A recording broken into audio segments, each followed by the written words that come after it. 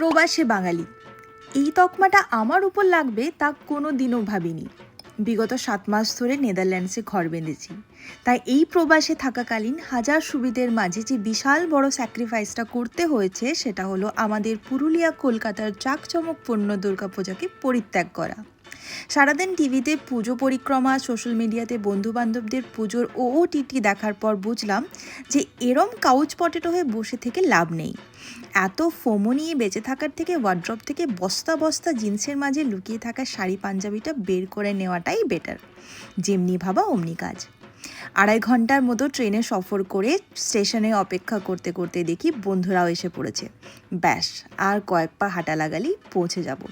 হোর্ডিংটা দেখে এক নিমেষে মন ভালো হয়ে গেল। অবশেষে মায়ের দেখা মিলল।